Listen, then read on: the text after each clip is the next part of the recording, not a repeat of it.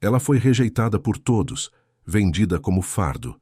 Mas naquele deserto esquecido, um homem viu algo que ninguém mais viu: a alma inteira por trás dos olhos de uma mulher ferida. Se você gosta de histórias como essa, não deixe de se inscrever neste canal. Postamos todos os dias, continuando. A chuva batia contra as janelas do apartamento em Cascais com uma insistência que ecoava o desespero de Beatriz. Aos 25 anos, ela havia aprendido que a vida não distribui suas cartas de forma justa. Nascida com uma malformação na perna direita que a deixava com uma claudicação visível, Beatriz cresceu ouvindo os sussurros maldosos da própria família. A manca, era assim que o tio Gonçalo se referia a ela, como se esse fosse seu verdadeiro nome, sua única identidade. O apartamento de 3 quartos na linha de Cascais, que já havia sido o lar dos pais de Beatriz, agora parecia uma prisão. Após a morte trágica de seus pais em um acidente de carro no Estoril, um acidente que ela sabia não ter sido exatamente um acidente, Beatriz foi obrigada a viver sob o teto do tio e da tia Leonor. Para eles ela era apenas um fardo, uma lembrança constante de uma dívida emocional que preferiam esquecer. Beatriz, você precisa aceitar a realidade, disse tio Gonçalo, ajustando a gravata cara enquanto se preparava para mais um dia em seu escritório de advocacia na Baixa de Lisboa. Você não é como outras mulheres. Com essa sua limitação, não pode esperar muito da vida. As palavras doíam mais do que a dor física que sentia na perna todos os dias. Beatriz havia se formado em administração pela Universidade Católica Portuguesa, sempre entre as primeiras da turma. Mas isso nunca parecia importar para a família. Seu primo, Vasco, 2 anos mais novo, havia sido o queridinho desde sempre. Bonito, atlético, formado em direito pela mesma universidade do pai, ele era tudo o que Beatriz, aos olhos da família, nunca poderia ser. Prima, você deveria se contentar em ajudar aqui em casa, dizia Vasco com aquele sorriso falso que ela havia aprendido a detestar. Não é como se tivesse muitas opções lá fora. Mas Beatriz sabia de coisas que eles pensavam que ela havia esquecido. Lembrava-se claramente daquela noite chuvosa, 5 anos atrás, quando os pais voltavam de uma reunião de negócios. Vasco havia insistido em ir junto, dizendo que queria conhecer melhor os negócios da família. Durante a viagem de volta, na estrada escura e molhada, ele havia provocado o pai sobre a velocidade, mexido no som do carro, feito comentários que deixaram o ambiente tenso. Quando o acidente aconteceu, Beatriz estava dormindo no banco de trás. Acordou com o impacto, presa entre as ferragens, gritando por socorro. Viu Vasco sair do carro, olhar para ela com sangue escorrendo da testa e simplesmente ir embora. Foi seu pai que voltou, arriscando a própria vida para tirá-la de lá antes que o carro pegasse fogo. Ele morreu no hospital 3 dias depois. A mãe não resistiu aos ferimentos e partiu na mesma semana. Vasco voltou depois, com uma história sobre ter ido buscar ajuda, sobre ter se perdido na escuridão. Todo mundo acreditou. Beatriz, ainda em choque e lidando com as cirurgias na perna, foi tratada como se estivesse delirando quando tentou contar a verdade. Agora, 5 anos depois, ela vivia como uma empregada não remunerada na própria casa que deveria ser sua por direito. O apartamento em Cascais, as aplicações financeiras, os imóveis que os pais haviam deixado, tudo estava nas mãos do tio, que alegava estar cuidando do patrimônio até que ela se estabilizasse. Amanhã trouxe uma mudança inesperada. Tio Gonçalo chegou em casa com uma expressão que Beatriz não conseguia decifrar. Havia algo diferente em seus olhos, uma mistura de alívio e culpa que a deixou em alerta. Beatriz, preciso conversar com você, disse ele, sentando-se na poltrona de couro que havia sido do pai dela. Surgiu uma oportunidade muito boa. Tia Leonor entrou na sala, evitando o olhar de Beatriz. Vasco estava encostado na parede com os braços cruzados, um sorriso estranho no rosto. Você sabe que nossa situação financeira não anda das melhores, continuou Gonçalo. Alguns investimentos deram errado, alguns clientes não pagaram. Enfim, estamos com algumas dívidas. Beatriz sentiu o coração acelerar. Conhecia o tio há tempo suficiente para saber que quando ele começava com esse tom apologético, alguma coisa muito ruim estava por vir. Acontece que recebi uma proposta interessante de um cliente muito importante, disse ele, se levantando e caminhando até a janela. Martim Ribeiro. Você deve ter ouvido falar dele. O nome ecoou na mente de Beatriz como um trovão. Martim Ribeiro. Todo mundo em Lisboa conhecia esse nome. Bilionário do agronegócio, dono de herdades, espalhadas pelo interior do país, especialmente no Alentejo. Um homem envolto em mistérios que raramente aparecia em eventos sociais, preferindo o isolamento de suas propriedades rurais. As revistas de fofoca falavam dele como um recluso excêntrico, alguém que havia construído um império, mas que evitava o mundo civilizado. Ele precisa de alguém para administrar uma de suas propriedades, continuou Gonçalo, sem olhar para Beatriz. Uma herdade no Alentejo. É um trabalho bem remunerado com moradia incluída. Seria uma ótima oportunidade para você começar de novo.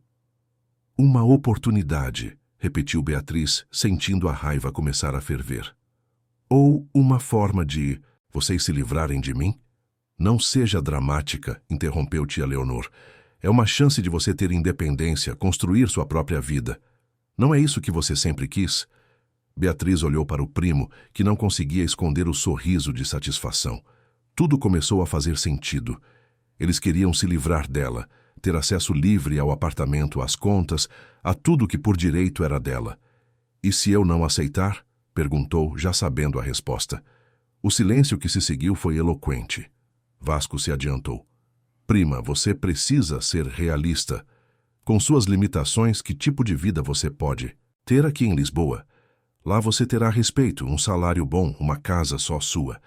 É mais do que a maioria das pessoas na sua situação poderia esperar. A palavra situação saiu da boca dele como veneno. Beatriz sentiu a familiar sensação de humilhação que a acompanhava desde criança, mas desta vez algo era diferente. Desta vez ela estava cansada de abaixar a cabeça. Quantos dias eu tenho para me decidir? Perguntou, mantendo a voz firme. Na verdade, Gonçalo pigarreou. O senhor Ribeiro precisa de uma resposta hoje. Se você aceitar, tem um voo para Évora amanhã de manhã. Carro te levará da cidade até a herdade. Beatriz sentiu como se o chão tivesse desaparecido sob seus pés. Eles já haviam decidido por ela. Provavelmente já haviam até comprado a passagem. Entendi, disse ela, se levantando com dificuldade. Posso ter um tempo para pensar? Claro, querida, disse tia Leonor com uma falsa gentileza. Mas lembre-se, é uma oportunidade única. Beatriz subiu para seu quarto, fechou a porta e se jogou na cama. Pela janela, podia ver o santuário de Cristo Rei no alto do Parque Natural da Arrábida, os braços abertos como se quisesse abraçar toda a cidade. Ela sempre havia se perguntado se havia espaço naquele abraço para alguém como ela. Levantou-se e foi até o armário, onde guardava uma caixa com as poucas lembranças que tinha dos pais. Cartas, fotos, alguns documentos. Entre eles, encontrou uma anotação que o pai havia feito anos atrás sobre alguns investimentos. Números que não batiam com o que o tio havia contado sobre as supostas dívidas da família. Pegou o celular e fez algumas ligações. Antiga colega de faculdade que trabalhava em banco. Um contador que havia feito alguns trabalhos para os pais. Aos poucos, a verdade foi se desvelando. Não, havia dívidas. Na verdade, o patrimônio dos pais havia crescido consideravelmente nos últimos anos, e Gonçalo estava usando o dinheiro para cobrir os próprios prejuízos no escritório. A descoberta deveria ter a deixado furiosa, mas em vez disso, Beatriz sentiu uma estranha calma. Pela primeira vez em 5 anos, ela estava vendo a situação com clareza total. Eles a queriam longe para ter acesso livre ao dinheiro. O trabalho na herdade era apenas uma desculpa elegante para o exílio. Mas talvez, pensou ela, olhando novamente para o santuário de Cristo Rei, fosse exatamente isso que ela precisava. Uma chance de recomeçar longe daquelas pessoas que haviam tornado sua vida um inferno. Uma oportunidade de descobrir quem ela realmente era quando não estava constantemente sendo diminuída e humilhada. À noite, durante o jantar, Beatriz anunciou sua decisão. Eu aceito, disse, cortando o bife com movimentos precisos. Vou para o Alentejo. O alívio no rosto do tio foi tão óbvio que chegava a ser ofensivo. Vasco sorriu abertamente. Tia Leonor murmurou algo sobre ser para o melhor. Ótimo, disse Gonçalo. Eu já confirmei com o Sr. Ribeiro. O voo sai às 10 da manhã. Alguém te buscará aqui às 8. Beatriz assentiu, continuando a comer como se estivesse discutindo o tempo. Por dentro, sentia uma mistura de terror e excitação que não experimentava há anos. Naquela noite, fez as malas com cuidado. Não levaria muito. Algumas roupas, alguns livros, as lembranças dos pais. Guardou também alguns documentos importantes que poderia precisar mais tarde.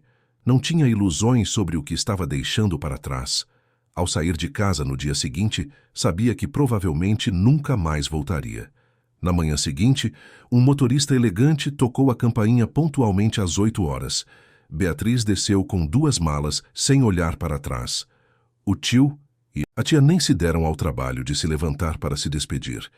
Vasco acenou da janela, com aquele sorriso que ela esperava nunca mais ter que ver. Durante o voo para Évora, Beatriz tentou imaginar como seria sua nova vida. Havia pesquisado sobre Martim Ribeiro na internet, mas encontrou muito pouco. Algumas fotos em eventos antigos, informações básicas sobre seus negócios, nada muito pessoal. Era como se ele fosse uma sombra rica e poderosa, preferindo deixar que outros falassem por ele. O que mais a intrigava eram as poucas entrevistas que ele havia dado. Quando perguntado sobre por que evitava a vida social de Lisboa e do Porto, sua resposta havia sido simples. A cidade ensina as pessoas a mentir para si mesmas. No campo, você não pode fingir ser alguém que não é. Havia algo nessa frase que ressoava com Beatriz. Ela havia passado anos fingindo que as humilhações não a machucavam, que estava tudo bem, que não sentia raiva. Talvez no Alentejo, longe de tudo que conhecia, ela pudesse finalmente parar de fingir. O avião aterrou em Évora sob um céu azul imaculado. O calor era intenso, diferente da umidade de Lisboa. No aeroporto, um homem alto e moreno a esperava com uma placa com seu nome. Manuel se apresentou, funcionário da Herdade há 15 anos.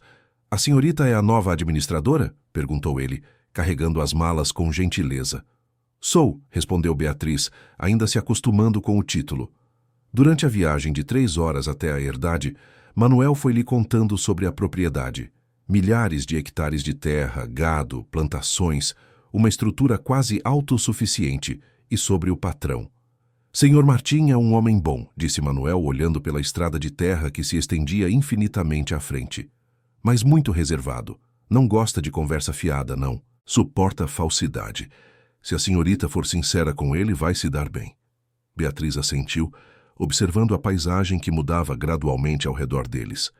As montanhas iam dando lugar a planícies extensas, salpicadas de árvores isoladas e cursos d'água que brilhavam sob o sol.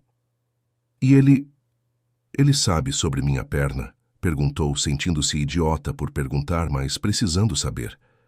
Manuel a olhou pelo retrovisor, seus olhos gentis. Senhorita, o senhor Martim não é o tipo de homem que julga as pessoas pela aparência. Ele escolheu a senhorita pelo currículo, pelas qualificações. O resto não importa para ele. Eram quase 5 horas da tarde quando finalmente avistaram a sede da Herdade. Beatriz segurou a respiração. Era muito maior do que havia imaginado. Uma construção imponente de pedra e madeira, que parecia ter crescido organicamente da própria terra. Varandas amplas, jardins cuidadosamente planeados, uma harmonia perfeita entre o construído e o natural. Quando o carro parou na frente da casa principal, Beatriz sentiu o coração disparar. Em poucos minutos, conheceria o homem que, sem saber, havia mudado completamente o rumo de sua vida. A porta da casa principal se abriu antes mesmo que Manuel tivesse tempo de buzinar. Beatriz segurou a respiração, quando uma figura alta emergiu da sombra da varanda. Martim Ribeiro não se parecia em nada com as poucas fotos que ela havia visto nos jornais. Aos 38 anos, ele tinha uma presença que ocupava o espaço sem esforço. Cabelos castanhos com alguns fios grisalhos nas têmporas, pele bronzeada pelo sol do campo, ombros largos sob uma camisa de linho branca. Mas eram os olhos que mais chamavam a atenção, verdes como a mata que circundava a herdade, com uma intensidade que parecia atravessar qualquer tentativa de disfarce. Beatriz sentiu um nervosismo que não esperava. Havia se preparado mentalmente para encontrar um homem mais velho, talvez arrogante, acostumado a mandar e desmandar. Não esperava essa elegância natural, essa forma de se mover que sugeria força contida. Senhorita Pereira, disse ele, se aproximando do carro. A voz era grave, com um sotaque que misturava lisboeta com algo mais rural. Bem-vinda à herdade do sobreiro. Manuel desceu primeiro e abriu a porta para Beatriz. Ela hesitou por um segundo, consciente de que Martim a observava. Quando finalmente saiu do carro, certificou-se de apoiar-se discretamente na porta para disfarçar a claudicação. Martim estendeu a mão, e quando ela a apertou, sentiu calos que falavam de trabalho manual, não apenas de ordens dadas de longe. Os olhos dele encontraram os seus por um momento que pareceu durar mais do que deveria, e Beatriz teve a estranha sensação de que ele estava lendo algo nela que nem ela mesma sabia que estava escrito. A viagem foi tranquila? Perguntou ele, fazendo um gesto para que ela o acompanhasse até a casa. Sim, obrigada, respondeu Beatriz, tentando manter o tom profissional. A paisagem é impressionante, muito diferente de Lisboa. Imagino que seja, disse Martim, caminhando em um ritmo que, Beatriz percebeu, estava sutilmente ajustado ao dela. Ele havia notado sua dificuldade para andar e adaptado o passo sem fazer disso um espetáculo. Você nasceu em Lisboa? Nasci e cresci em Cascais, disse ela, subindo os degraus da varanda com cuidado extra. Nunca havia saído da região até hoje. Martim assentiu abrindo a porta de entrada. O interior da casa era surpreendente. Beatriz havia esperado algo mais rústico, mas encontrou um ambiente que misturava elegância urbana com conforto rural. Móveis de madeira maciça, tapetes orientais, uma biblioteca imensa que ocupava uma parede inteira da sala principal. Havia arte nas paredes, não as decorações genéricas que via nos escritórios de Lisboa, mas peças escolhidas com cuidado, algumas claramente de artistas locais. A sua casa é linda, disse Beatriz, genuinamente impressionada. Obrigado, Martim respondeu, e ela notou um leve sorriso nos cantos da boca dele. Construía aos poucos, ao longo dos anos. Cada cômoda tem a sua história. Uma mulher de meia idade apareceu vinda da cozinha, secando as mãos num pano de prato. Tinha o rosto gentil e os cabelos grisalhos presos num coque. Esta é Dona Fátima, disse Martim. Ela cuida da casa principal e é sem dúvida quem realmente manda aqui. Fátima riu, estendendo a mão para Beatriz. Seja bem-vinda, querida. O Sr. Martim me falou sobre você. Deve estar cansada da viagem. Um pouco, admitiu Beatriz, tocada pela gentileza genuína da mulher. Fátima, você pode mostrar os aposentos da senhorita Beatriz? Pediu Martim. Ela fica na casa dos administradores. Está tudo preparado. Claro que está, disse Fátima com um tom ligeiramente repreensivo, como se eu fosse deixar alguma coisa para a última hora. Martim riu, um som baixo e rico que fez algo estranho no peito de Beatriz. A casa dos administradores fica a uns 200 metros daqui, explicou ele. É independente, mais perto, o suficiente se você precisar de alguma coisa. Amanhã eu mostro toda a propriedade e explicamos como funciona a rotina. Sobre o trabalho, começou Beatriz, sentindo que precisava estabelecer um tom profissional. Seu tio me disse que seria a administração geral, mas não entrou em detalhes específicos. Algo passou pelos olhos de Martim quando ela mencionou o tio. Uma sombra rápida que desapareceu antes que ela pudesse interpretar. Gonçalo falou sobre suas qualificações, disse ele. E Beatriz teve a impressão de que havia mais coisa por trás daquelas palavras. Mas prefiro que você conheça a operação primeiro. Entenda como as coisas funcionam aqui. antes de definir exatamente qual será seu papel. Havia algo na forma como ele disse isso que deixou Beatriz intrigada. Era como se ele estivesse a estudar tanto quanto ela estava a estudar a situação. Fátima conduziu Beatriz por uma trilha pavimentada com pedras até uma casa menor, mas igualmente bem cuidada. 2 quartos, sala, cozinha completa, uma varanda com vista para um pequeno lago artificial. O Sr. Martim mandou instalar ar-condicionado em todos os cômodos, disse Fátima, abrindo as janelas para arejar o ambiente. E internet, telefone, tudo o que você precisar. A geladeira está abastecida para alguns dias. Beatriz olhou ao redor, sentindo-se estranhamente em casa. Era simples, mas tinha um charme acolhedor que o apartamento em Cascais nunca havia tido, mesmo nos melhores tempos. Fátima, disse ela, enquanto a mulher ajudava a acomodar as malas no quarto. Posso perguntar, há quanto tempo você trabalha aqui? 12 anos, respondeu Fátima, alisando a colcha da cama. Cheguei logo depois que o Sr. Martim comprou a herdade. Era viúva, precisava de trabalho, e ele me deu uma chance. Desde então, este lugar virou minha casa. Ele é um bom patrão? Fátima parou o que estava fazendo e olhou diretamente para Beatriz. Querida, eu já trabalhei para muita gente na minha vida. Rico, pobre, classe média. O Sr. Martim é diferente. Ele não trata ninguém como empregado. Trata como família. Mas... Ela hesitou. Mas, incentivou Beatriz, ele é um homem solitário. Carrega alguma coisa pesada no peito, sabe? Nos 12 anos que estou aqui, nunca o vi com uma mulher. Nunca recebeu visitas que não fossem de negócios. É como se tivesse construído este lugar para se esconder do mundo. Beatriz assentiu, guardando a informação. Havia notado algo nos olhos de Martim, uma espécie de cautela, como se ele estivesse acostumado a manter as pessoas a uma distância segura. Após Fátima sair, Beatriz tomou um banho e trocou de roupa.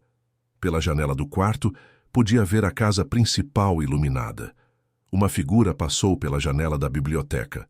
Martim, provavelmente. Por um momento ela se perguntou o que ele estaria pensando sobre sua chegada. Um toque suave na porta a tirou dos pensamentos. Era Fátima, trazendo uma bandeja com jantar.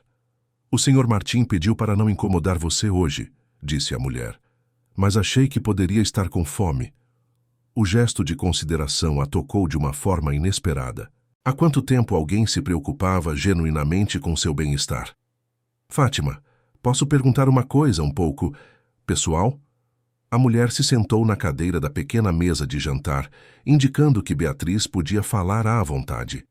Por que ele me contratou? Quero dizer, deve ter havido outros candidatos, pessoas com mais experiência. Fátima sorriu com uma sabedoria maternal. Querida, o Sr. Martim não faz nada sem razão. Se ele escolheu você, é porque viu alguma coisa especial. Ele tem um talento para perceber o valor das pessoas que os outros não veem. Naquela noite, Beatriz teve dificuldade para dormir. Não, era apenas um ambiente novo, mas uma sensação estranha de expectativa, como se estivesse no limiar de algo importante. Pela janela, podia ouvir os sons da natureza que nunca havia experimentado. Grilos, o coachar distante de sapos, o vento nas árvores. De manhã cedo, foi acordada por uma batida gentil na porta. Martim estava na varanda, trajando umas calças de ganga desbotadas e uma camisa de trabalho.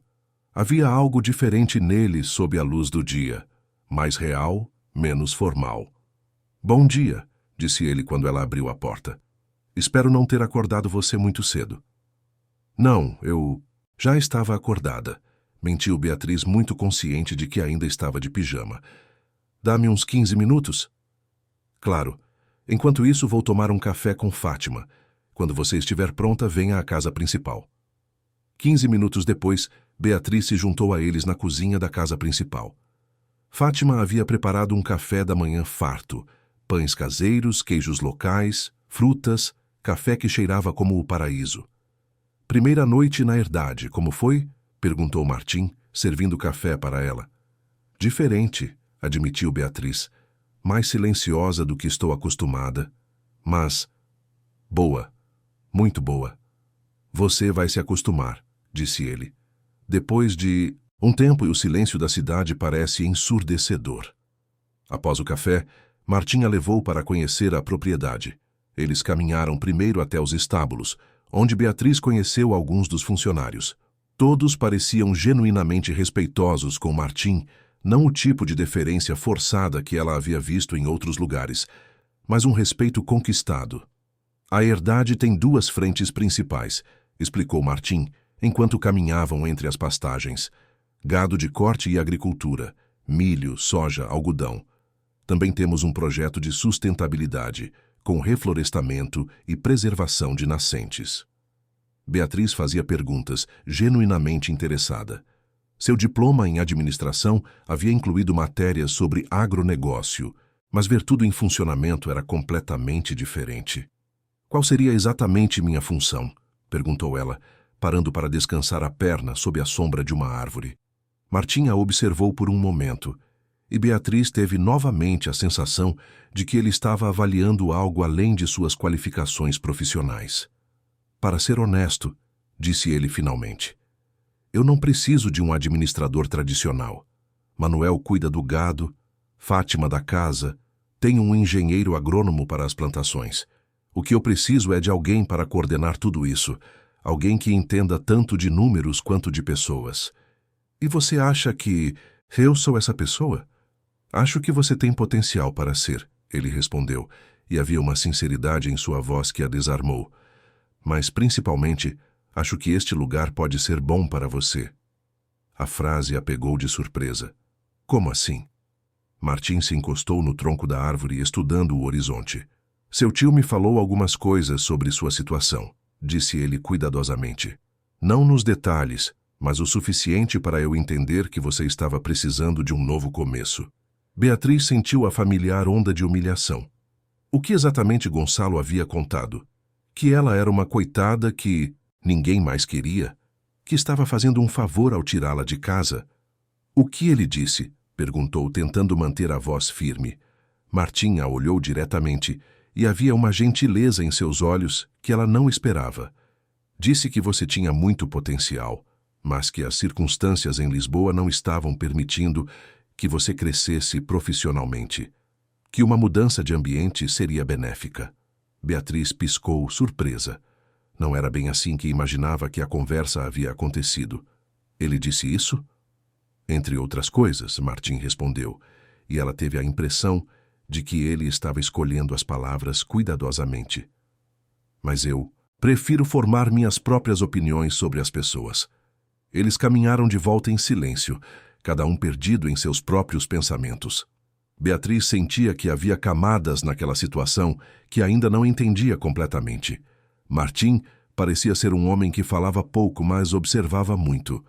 E havia algo na forma como ele olhava para ela, não com pena, não com condescendência, mas com uma espécie de reconhecimento que ela não conseguia decifrar. Naquela tarde, Martim a deixou sozinha para que se familiarizasse com os relatórios financeiros da herdade. Beatriz se instalou na biblioteca da casa principal, rodeada de números que contavam a história de um negócio próspero e bem administrado. Mas mais do que isso, contavam a história de um homem que havia construído algo sólido e duradouro, longe dos olhares do mundo.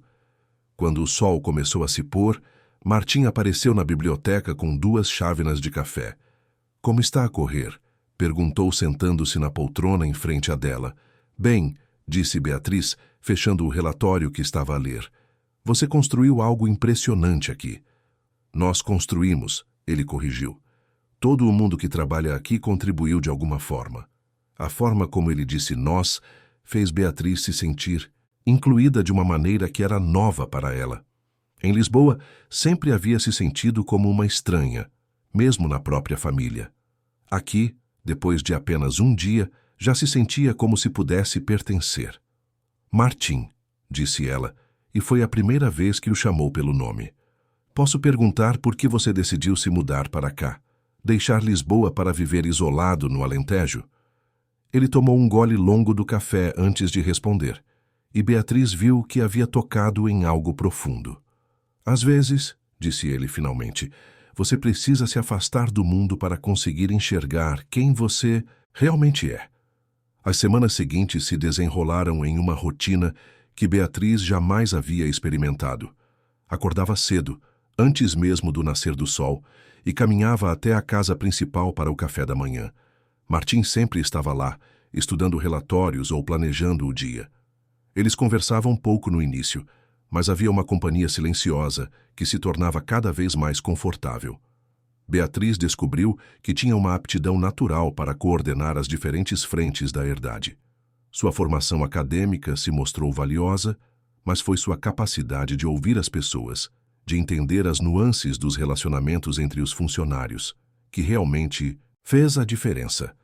Em pouco tempo, ela estava mediando conflitos, otimizando processos e até sugerindo melhorias que Martim implementava sem hesitação. "Você tem talento para isso", disse ele uma tarde, depois que Beatriz havia resolvido um problema complexo de logística que estava atrasando uma entrega importante. Estavam na varanda da casa principal, observando o pôr do sol pintar o céu de laranja e rosa. "Surpreende você?", perguntou ela, com um sorriso que tinha uma pitada de desafio. Martim a olhou de uma forma que fez o coração dela acelerar.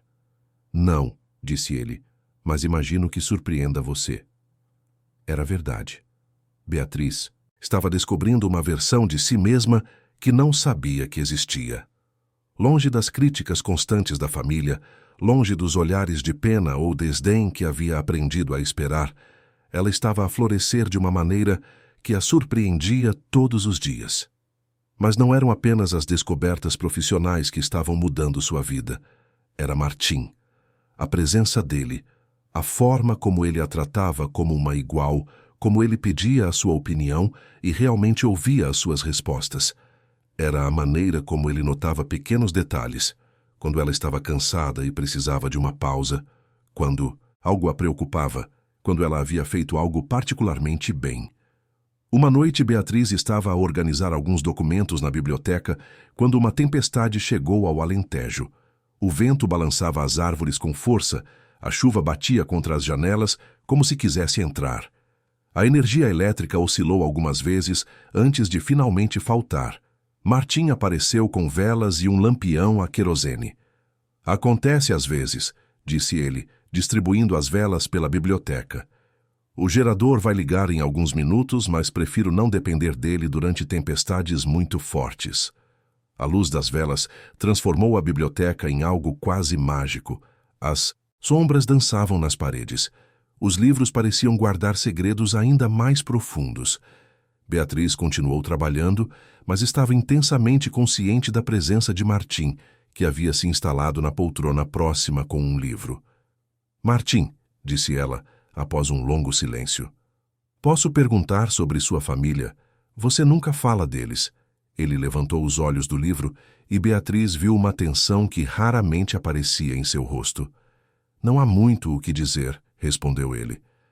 "Meus pais morreram quando eu tinha 25 anos. Acidente de avião. Era filho único." "Sinto muito", disse Beatriz, e percebeu que havia algo mais. "Mas e antes, como foi sua infância?" Martim fechou o livro e se recostou na poltrona. A luz da vela projetava sombras interessantes em seu rosto, destacando a linha forte da mandíbula, os olhos que pareciam guardar histórias que ele não contava. "Meu pai era empresário em Lisboa, construção civil. Rico, poderoso, acostumado a conseguir tudo o que queria", disse ele. E havia uma amargura na voz que Beatriz não havia percebido antes. "Minha mãe era de uma família tradicional de Sintra, casamento arranjado por conveniência." Beatriz parou de escrever, sentindo que Martim estava prestes a compartilhar algo importante. "Cresci no Chiado. Estudei nos melhores colégios. Fiz faculdade de economia na Católica. Mestrado nos Estados Unidos. Era para assumir os negócios da família, casar com a filha de algum sócio do meu pai, perpetuar o ciclo." "Mas você não quis", disse Beatriz, mais uma afirmação do que uma pergunta. "Eu queria", admitiu Martim, surpreendendo-a. "Durante muito tempo, foi exatamente isso que eu quis. Fazia parte do mundo deles, conhecia as regras, sabia como jogar o jogo." Ele se levantou e caminhou até a janela, observando a chuva que continuava intensa. Até que conheci alguém que me fez questionar tudo, disse ele, e Beatriz sentiu uma pontada estranha no peito. Uma mulher? Martim assentiu sem se virar. Catarina. Ela trabalhava numa ONG que cuidava de crianças de rua. Eu a conheci num evento beneficente que meu pai organizava todo ano, mais para aparecer na mídia do que por qualquer preocupação genuína. Beatriz sentiu um ciúme irracional. Ela não tinha direito de sentir ciúme, mas era impossível ignorar a pontada de dor no peito. Ela era diferente, continuou Martim. Inteligente, apaixonada pelo trabalho que fazia, completamente alheia ao mundo de aparências em que eu vivia. Quando a conheci, senti como se estivesse a acordar de um sonho. O que aconteceu? Martim finalmente se virou, e Beatriz viu uma dor profunda em seus olhos. Nos apaixonamos, intensamente, completamente. Ela me mostrou um lado da cidade que eu nunca havia visto. Eu comecei a trabalhar como voluntário na ONG, a questionar as práticas da empresa do meu pai, a imaginar uma vida diferente. Ele voltou para a poltrona, mas não se sentou. Ficou de pé, como se não conseguisse ficar parado enquanto contava a história. Meu pai descobriu, e não gostou nem um pouco da ideia do filho se envolvendo com uma assistente social, de bairro social, como ele dizia. Me deu um ultimato. Ou eu terminava com Catarina e voltava a me comportar como um ribeiro, ou estava fora da família.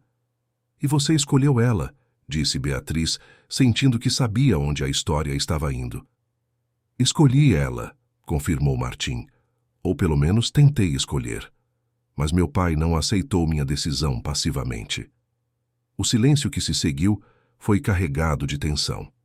Beatriz esperou, sentindo que a parte mais dolorosa da história estava por vir. Ele usou os contatos dele para fazer a ONG perder os financiamentos, disse Martim, a voz ficando mais baixa. Pressionou fornecedores, fez chantagem com outros empresários que apoiavam o projeto. Em questão de meses, a ONG estava falida. Meu Deus, murmurou Beatriz. Catarina tentou lutar, procurou outros financiamentos, mas meu pai era implacável. E o pior é que ela descobriu que era por minha causa. Descobriu que estava perdendo o trabalho da vida dela por causa do namorado. Martim se sentou pesadamente na poltrona, passando as mãos pelos cabelos. Ela me deixou. Disse que não podia ser responsável pela destruição de algo tão importante. Disse que me amava, mas que não podia ficar comigo, sabendo que nossa relação custaria o futuro de dezenas de crianças. Beatriz sentiu o coração apertar. Podia imaginar a dor que Martim havia sentido, a sensação de impotência diante da crueldade do pai. E você não conseguiu convencê-la a ficarem juntos e encontrarem uma solução? Tentei, disse ele. Por meses tentei. Mas ela estava certa. Enquanto eu fosse um ribeiro, enquanto carregasse esse nome, esse peso, qualquer coisa que ela construísse poderia ser destruída pelos inimigos da minha família. Então você desistiu? Martim a olhou, e havia uma intensidade em seus olhos que a fez sentir como se ele estivesse vendo diretamente em sua alma. Não, disse ele. Eu saí. Cortei relações com meu pai. Renunciei à herança, mudei de vida. Comprei esta herdade com o pouco dinheiro que tinha conseguido juntar independentemente, longe da influência dele. E Catarina? A pergunta saiu antes que Beatriz pudesse se controlar. Martim sorriu, mas era um sorriso triste. Ela refez a vida. Casou com um médico, teve filhos, montou uma nova ONG noutro distrito. Está feliz, pelo que sei. Você ainda fala com ela? Não, disse Martim. Alguns capítulos da vida têm que ser fechados para que outros possam começar. Beatriz absorveu a história em silêncio. De repente, muita coisa sobre Martim fazia sentido. Seu isolamento, sua cautela com pessoas, sua forma de observar antes de confiar. E você nunca mais se relacionou com ninguém? Perguntou, sabendo que estava a pisar em terreno delicado, mas incapaz de se conter. Martim a estudou por um longo momento. Nunca encontrei ninguém que me fizesse sentir que valia a pena correr o risco novamente, disse ele. E havia algo na forma como ele olhou para ela que fez Beatriz se sentir como se o ar tivesse ficado mais denso. A tempestade lá fora parecia ter diminuído, mas dentro da biblioteca, uma tensão diferente havia tomado conta do ambiente. Beatriz estava intensamente consciente de cada movimento de Martim, da forma como a luz das velas jogava sombras em seu rosto, do som de sua respiração. Beatriz, disse ele, e havia algo diferente em sua voz. Posso perguntar sobre sua família, sobre o que realmente aconteceu para você vir parar aqui? Era a vez dela de sentir a tensão. Durante semanas, ela havia evitado pensar muito profundamente sobre Lisboa, sobre a família, sobre as circunstâncias que a haviam trazido ali. Minha história não é tão nobre quanto a sua, disse ela, tentando manter o tom leve. Deixe-me ser o juiz disso, respondeu Martim. Beatriz respirou fundo. Se ele havia compartilhado sua dor com ela, ela lhe devia a mesma honestidade. Meus pais morreram quando eu tinha 20 anos, começou ela. Acidente de carro, mas não foi bem um acidente. Ela contou sobre aquela noite, sobre Vasco, sobre como havia sido presa nas ferragens enquanto o primo fugia. Contou sobre os anos vivendo como uma estranha na própria casa, sobre as humilhações constantes, sobre como a família a havia manipulado para aceitar vir para a herdade. Martim ouvia em silêncio, mas Beatriz podia ver a raiva crescendo em seus olhos conforme ela falava. Eles usaram você, disse ele quando ela terminou. Trataram-na como se fosse descartável. Talvez eu fosse, disse Beatriz, e imediatamente se arrependeu das palavras. Martim se levantou bruscamente e se ajoelhou ao lado da cadeira dela, pegando suas mãos. Não, disse ele, com uma intensidade que a surpreendeu.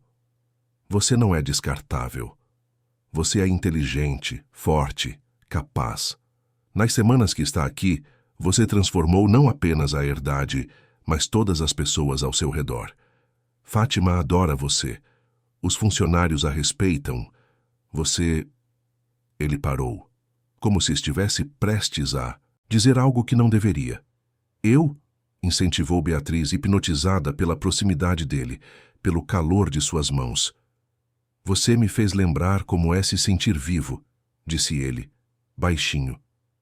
O momento se estendeu entre eles, carregado de uma tensão que nenhum dos dois sabia como resolver. Beatriz estava perdida nos olhos verdes de Martim, sentindo como se estivesse parada na beirada de um precipício, sabendo que dar um passo à frente mudaria tudo para sempre. Foi Martim quem quebrou o feitiço, se afastando e se levantando. Está tarde, disse ele, a voz um pouco rouca. Você deveria descansar. Beatriz assentiu, ainda tonta com a intensidade do momento. Quando se levantou para sair, Martim a acompanhou até a porta. Beatriz, disse ele, quando ela já estava na soleira. Obrigado por confiar em mim. Ela se virou para olhá-lo uma última vez, antes de sair na chuva que havia diminuído para uma garoa suave. Obrigada por me ouvir, disse ela. Naquela noite, Beatriz ficou acordada por horas, revivendo cada palavra, cada olhar, cada segundo daquele momento na biblioteca. Pela primeira vez desde que havia chegado à herdade, ela se permitiu admitir o que estava sentindo por Martim. Não era apenas gratidão por ele ter lhe dado uma chance, ou admiração pelo homem íntegro que ele era. Era amor. Profundo, assustador, avassalador. E ela não fazia ideia do que fazer com esse sentimento. Os dias após a noite da tempestade trouxeram uma mudança sutil, mas perceptível na dinâmica entre Beatriz e Martim. Havia uma consciência nova entre eles, uma tensão deliciosa que se manifestava em olhares que duravam um segundo a mais, em esbarrões acidentais que deixavam ambos eletrificados, em conversas que pareciam ter camadas de significado que nenhum dos dois ousava explorar completamente. Beatriz estava se sentindo mais confiante em sua nova vida. Havia implementado um novo sistema de gestão que estava aumentando a eficiência da herdade. Havia se tornado uma ponte entre Martim e os funcionários, e pela primeira vez em sua vida se sentia verdadeiramente valorizada por quem era, não diminuída pelo que faltava. Foi numa tarde de quinta-feira que tudo mudou.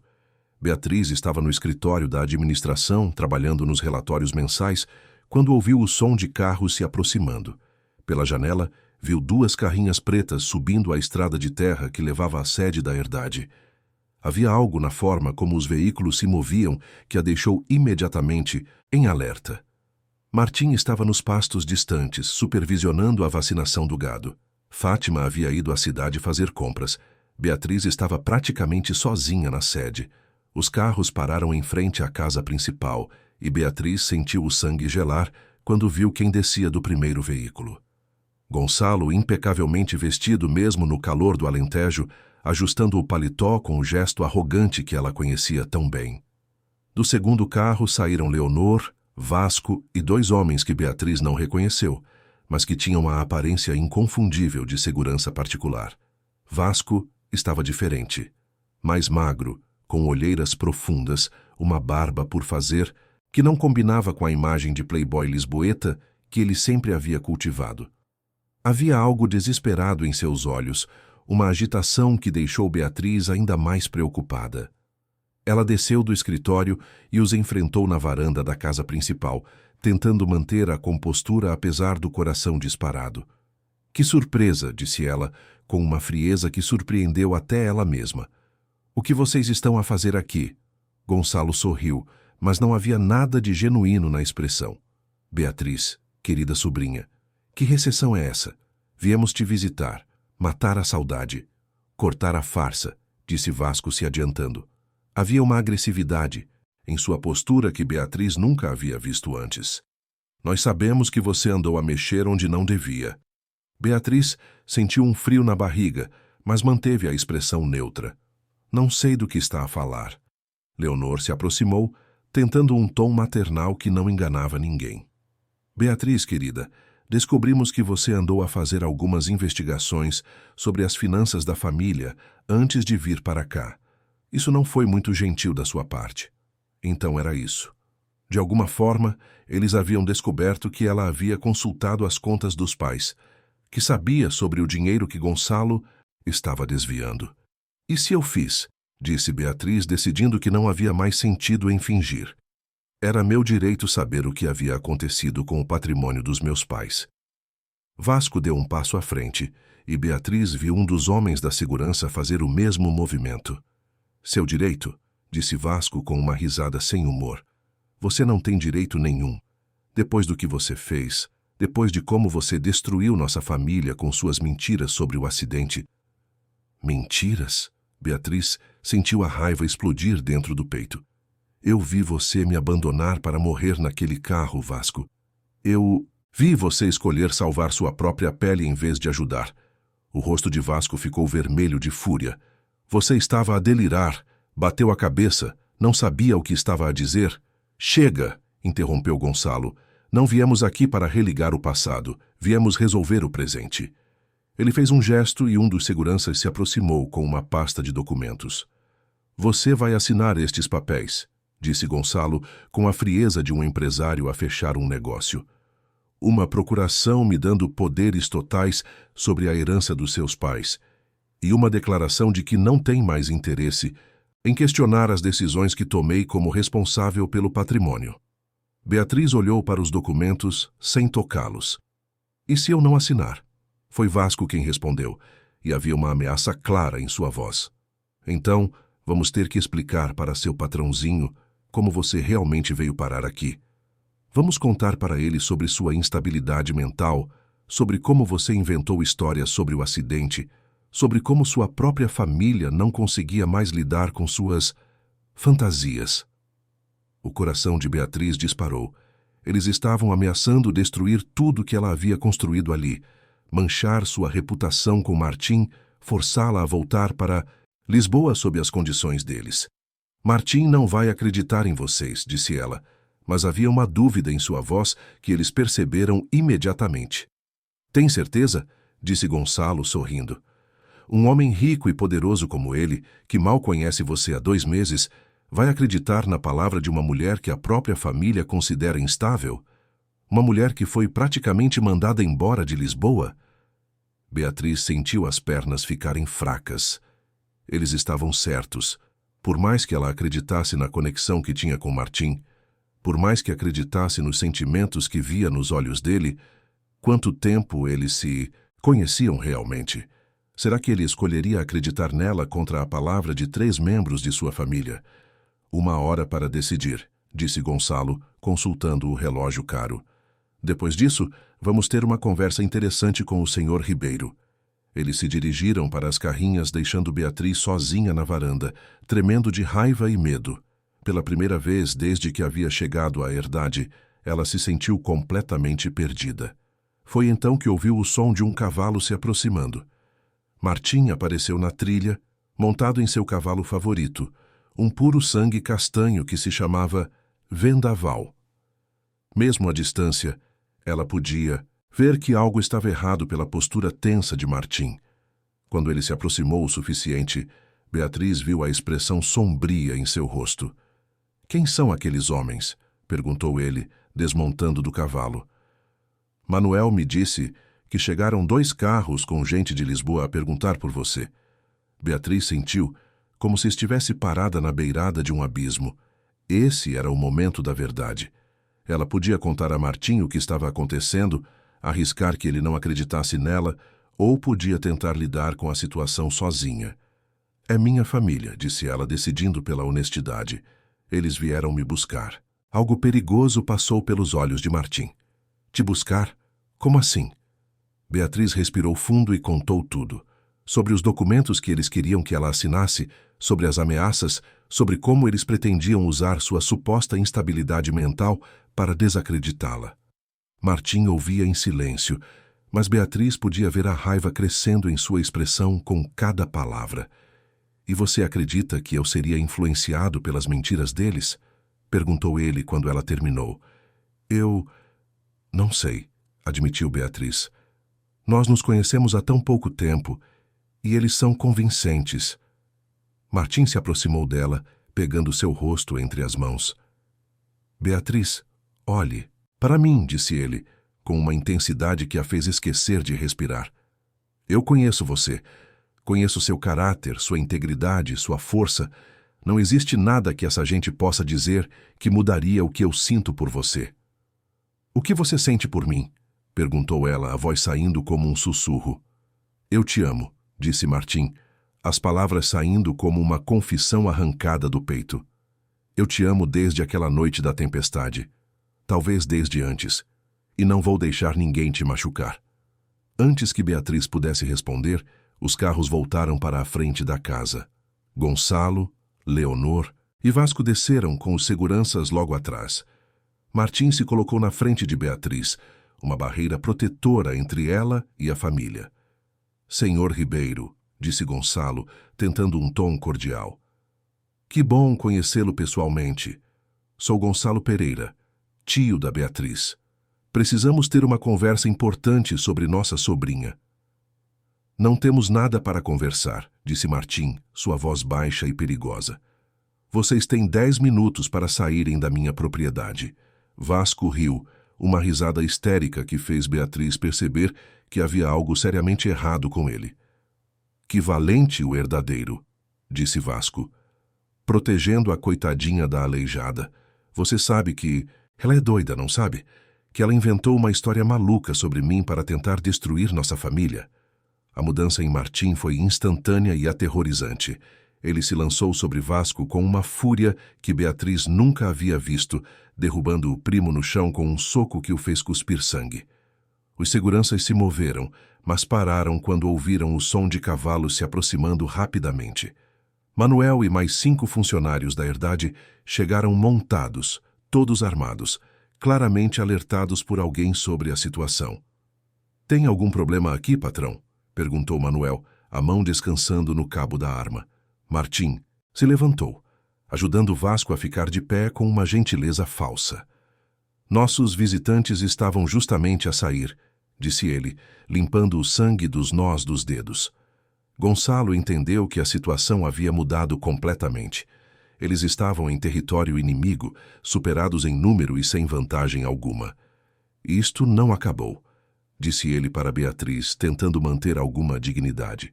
"Você ainda vai ter que voltar para casa e enfrentar as consequências dos seus atos. Esta é minha casa", disse Beatriz, sentindo uma força nova correndo por suas veias. E essas pessoas são minha família. Ela fez um gesto abrangente, incluindo Martim, Manuel e todos os funcionários que haviam vindo defendê-la. Enquanto a família embarcava nos carros, Vasco gritou pela janela: "Você vai se arrepender, Beatriz. Você não sabe com quem está a mexer." Quando os carros finalmente sumiram na estrada de terra, Beatriz sentiu as pernas ficarem fracas. Martim a segurou, puxando-a para seus braços. "Acabou", disse ele, beijando o topo de sua cabeça. "Eles nunca mais vão te machucar." Mas mesmo enquanto se refugiava na segurança dos braços de Martim, Beatriz tinha uma sensação ruim de que aquela não havia sido a última vez que veria a família de Lisboa. Vasco havia algo desesperado demais em seus olhos, algo que sugeria que ele faria qualquer coisa para conseguir o que queria. E ela estava certa. 3 dias depois, Beatriz estava voltando de uma inspeção nas pastagens quando viu fumaça subindo da direção da sede da herdade.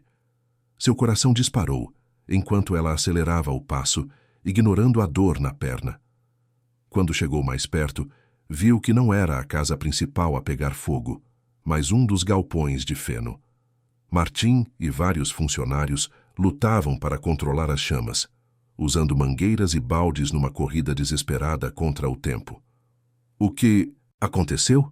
gritou ela para Fátima, que estava coordenando o esforço de levar água para os homens. "Ninguém sabe", respondeu Fátima, o rosto sujo de fuligem. Manuel estava verificando o gado quando viu a fumaça. Beatriz olhou ao redor, um pressentimento ruim crescendo em seu peito. Foi então que viu no chão próximo ao galpão em chamas um pano que reconheceu imediatamente. Era um lenço que havia visto Vasco usar no pescoço durante a visita. Eles haviam voltado, e desta vez não tinham vindo apenas para conversar. O incêndio foi controlado antes que se espalhasse para outros galpões, mas o prejuízo foi considerável. Martim estava visivelmente tenso enquanto coordenava a limpeza dos destroços, e Beatriz sabia que ele estava pensando a mesma coisa que ela. Aquilo não havia sido um acidente. "Martim", disse ela quando finalmente ficaram sozinhos, já era quase meia-noite, e os últimos funcionários haviam ido dormir. "Encontrei isto perto do galpão." Ela mostrou o lenço de Vasco. Martim o examinou sob a luz da varanda, e Beatriz viu sua expressão endurecer. "Eles voltaram", disse ele. Não era uma pergunta. "E não vieram apenas para conversar desta vez", respondeu Beatriz, sentindo um medo que não experimentava desde os primeiros dias após o acidente dos pais. Martim passou a mão pelos cabelos, claramente calculando as opções. "Vou ligar para a polícia, aumentar a segurança da herdade. Eles não podem simplesmente invadir minha propriedade e causar destruição." "Martim", disse Beatriz tocando seu braço. "Você não entende. Vasco está desesperado. Ele não vai parar até conseguir o que quer. E ele sabe que pode me usar para chegar até você." Os olhos verdes de Martim se fixaram nos dela, e Beatriz viu uma determinação férrea que a fez sentir segura e assustada ao mesmo tempo. "Então vamos acabar com isso de uma vez", disse ele. "Não vou viver a correr e você não vai viver com medo." Nas próximas 48 horas, Martim transformou a herdade numa fortaleza. Contratou seguranças adicionais, instalou câmeras extras, organizou turnos de vigia. Beatriz tentou convencê-lo a mandá-la embora para algum lugar seguro, mas ele rejeitou a ideia imediatamente. "Você não vai fugir dos seus problemas", disse ele, segurando suas mãos. "Nós vamos enfrentá-los, juntos." A resposta da família não demorou. Na terceira noite após o incêndio, Beatriz foi acordada por Manuel batendo na porta de sua casa. "Beatriz, venha rápido", disse ele, claramente agitado. "Eles sequestraram Fátima." O sangue de Beatriz gelou. Fátima havia ido à cidade durante a tarde para fazer compras e não havia voltado no horário combinado. Eles haviam assumido que ela tinha decidido dormir na casa da irmã, como às vezes fazia. Martim já estava na sala principal quando Beatriz chegou, falando ao telefone com alguém. Quando desligou, sua expressão era sombria. "Eles querem trocar Fátima por você", disse ele sem rodeios. Meia-noite, na estrada que leva à cidade. Você sozinha. Então vou, disse Beatriz imediatamente. Não, disse Martim com uma firmeza que não admitia discussão. Não vamos nos sujeitar às regras deles. Beatriz estava prestes a protestar quando o telefone tocou novamente. Martim atendeu e colocou no viva-voz. A voz de Vasco soou pela sala, distorcida pelo álcool e pelo desespero. Martim, meu amigo, disse Vasco, tentando um tom casual que não combinava com a loucura em sua voz. Espero que você tenha pensado bem na nossa proposta. Deixe Fátima ir, disse Martim, sua voz baixa e perigosa. Ela não tem nada a ver com isso. Ah, mas tem sim, respondeu Vasco. Ela é importante para vocês, não é? Para a Beatriz, principalmente. Seria uma pena se alguma coisa acontecesse com a velhinha. Beatriz sentiu náusea. Fátima havia se tornado como uma mãe para ela, e a ideia de que estava em perigo por sua causa era insuportável. — O que você quer? Perguntou Beatriz, pegando o telefone das mãos de Martim. Priminha querida, disse Vasco. E ela podia ouvir o sorriso doentio na voz dele. Você sabe muito bem o que eu quero. Você vem até aqui, assina os papéis que o papai trouxe e volta comigo para Lisboa como uma boa menina. Simples assim. E Fátima? Será libertada assim que estivermos longe daqui. Beatriz olhou para Martim, que estava balançando a cabeça vigorosamente. Mas ela sabia que não tinha escolha. Onde vocês estão? Perguntou. Na velha herdade abandonada, 15 quilômetros ao norte. Você sabe qual é. Manuel pode te explicar como chegar. Uma hora, Beatriz. Se você não aparecer ou se trouxer companhia, a velha Fátima vai ter um acidente muito desagradável. A linha ficou muda. Beatriz? Não, disse Martim imediatamente. É uma armadilha óbvia. Eles não vão libertar Fátima mesmo se você fizer o que eles querem. Eu sei, disse Beatriz, mas já estava se movendo em direção à porta. Mas não posso deixar que machuquem Fátima, por minha causa. Martim a segurou pelo braço. Então nós vamos juntos, com homens armados, com um plano. Não. Vasco estava a falar sério sobre matar Fátima se eu não aparecer sozinha. Eu não posso arriscar a vida dela. Beatriz se soltou do braço de Martim e correu para sua casa. Ela sabia que ele a seguiria, tentaria impedi-la, então ela precisava ser rápida. Pegou as chaves do jipe, uma lanterna e a pistola que Martim havia insistido que ela aprendesse a usar.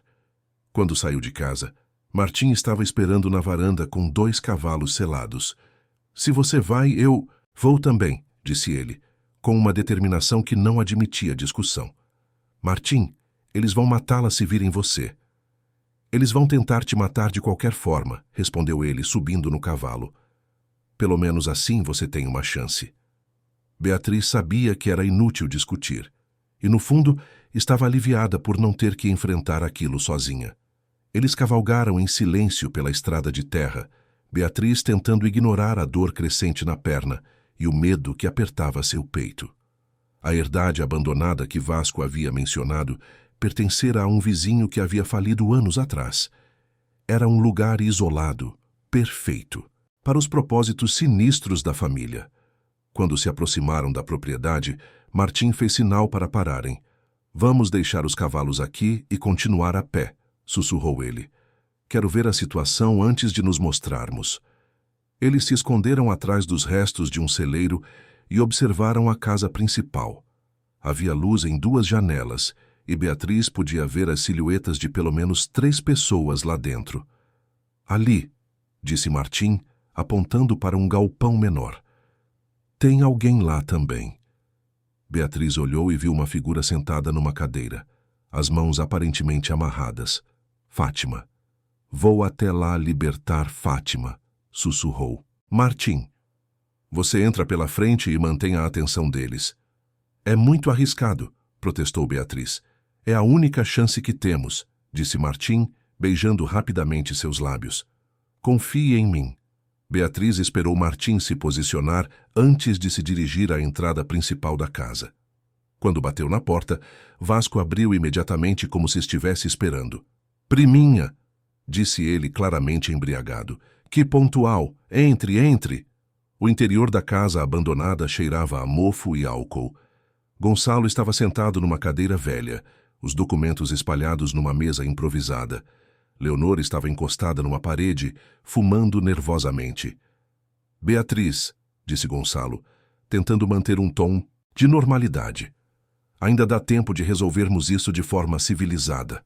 Onde está Fátima? Perguntou Beatriz, ignorando os papéis. Segura, disse Vasco, se posicionando entre Beatriz e a porta. Pronta para ser libertada assim que você assinar estes documentos. Beatriz se aproximou da mesa, fingindo examinar os papéis. Eram ainda piores do que ela havia imaginado.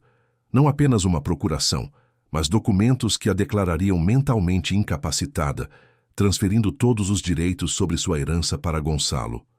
Vocês querem me declarar louca, disse ela, a raiva crescendo em sua voz. É uma formalidade, disse Gonçalo, sem nem tentar esconder o cinismo.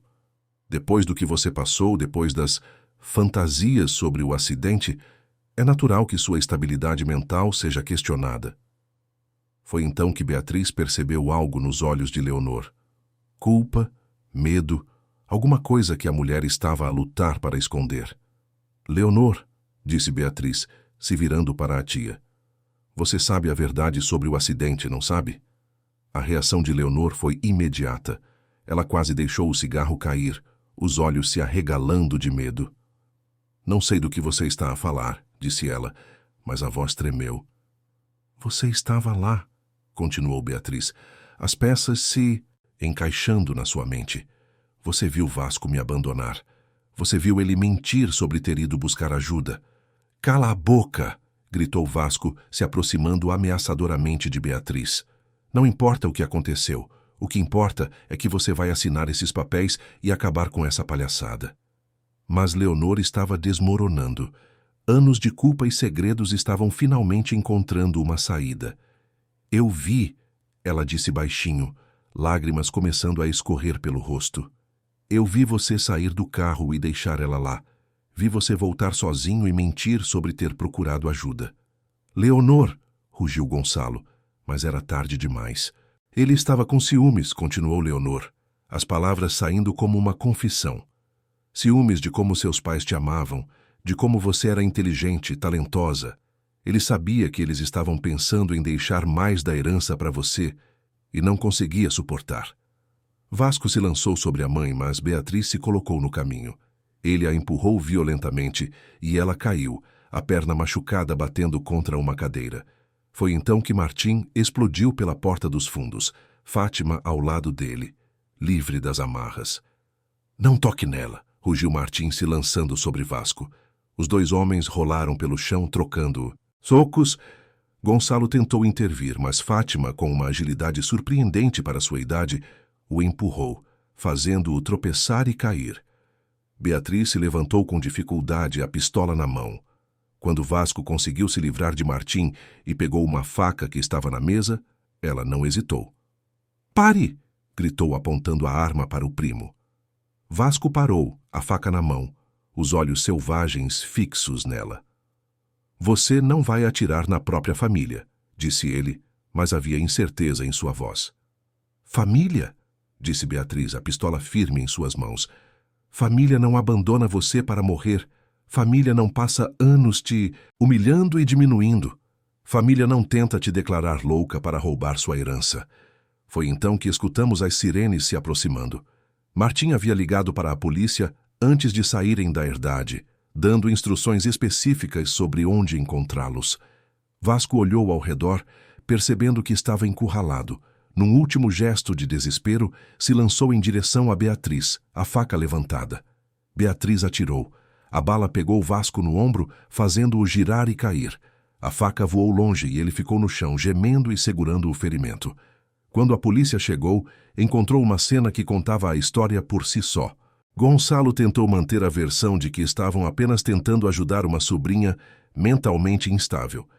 Mas o depoimento de Leonor, corroborado pelas evidências do incêndio na herdade e do sequestro de Fátima, pintou um quadro muito diferente. 2 meses depois, Beatriz estava na varanda da casa principal, observando o pôr do sol pintar o céu de rosa e dourado. Vasco estava preso, aguardando julgamento por tentativa de homicídio, sequestro e incêndio criminoso.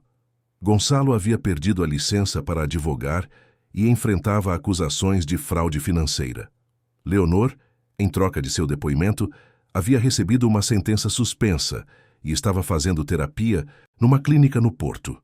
O mais importante, a herança de Beatriz havia sido restaurada. Ela agora tinha acesso ao patrimônio que era legitimamente seu, incluindo o apartamento em Cascais, que havia decidido vender. "No que está a pensar?" perguntou Martim, se aproximando com 2 chávenas de café.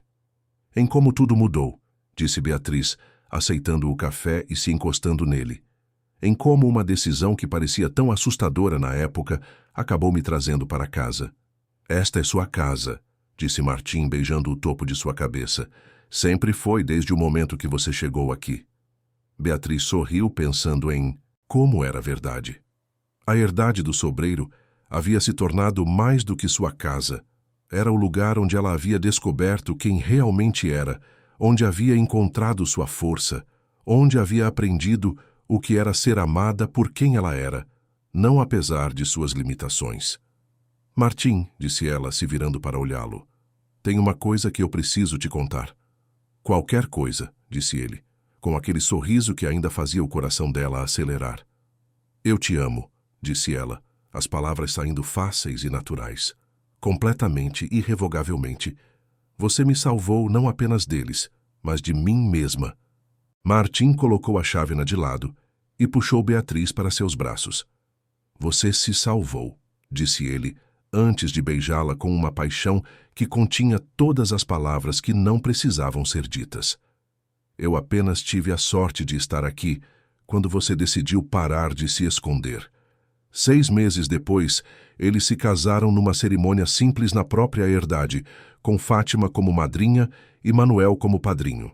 Beatriz usou um vestido simples de renda branca, sem se importar com o facto de que a claudicação ainda era visível quando caminhava. Martim a olhava como se ela fosse a coisa mais bela que ele já havia visto, e Beatriz finalmente entendeu o que significava ser vista, realmente vista por alguém. Durante a festa, Fátima se aproximou dela com lágrimas nos olhos. "Seus pais estariam tão orgulhosos", disse a mulher mais velha, abraçando Beatriz. "Você se tornou a mulher forte e independente que eles sempre souberam que você poderia ser." Beatriz olhou ao redor da festa. Funcionários da herdade que se haviam tornado família, vizinhos que a respeitavam por seu trabalho, Martim que a olhava com um amor que nunca duvidaria novamente.